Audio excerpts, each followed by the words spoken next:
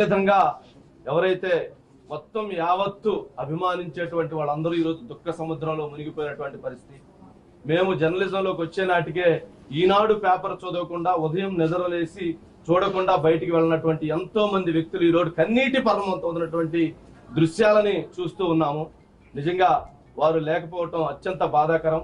కానీ వారి ఆశయాలని వారి విలువలని కొనసాగించడం కోసం మా వంతుగా మేము ప్రయత్నం చేస్తాము.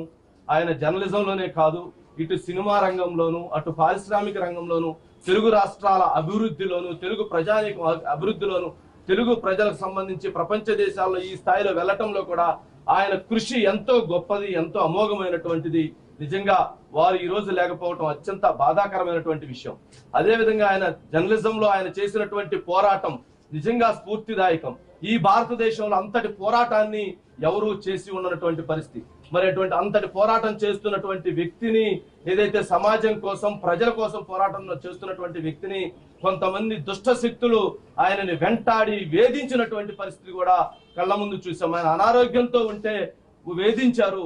ఆయన ఆసుపత్రిలో ఉంటే ఆ వీడియోలను తీసి బయటికి పెట్టి మానసికంగా హింసించినటువంటి దుర్మార్గులను కూడా చూసినటువంటి పరిస్థితి.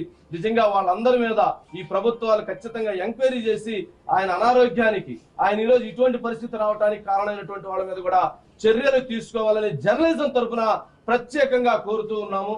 దీనికి సంబంధించి ఇక్కడికి వచ్చి కండోలెన్స్ చెప్పినటువంటి వారందరూ కూడా మాట్లాడాల్సిందిగా కోరుతున్నాం. ఈరోజు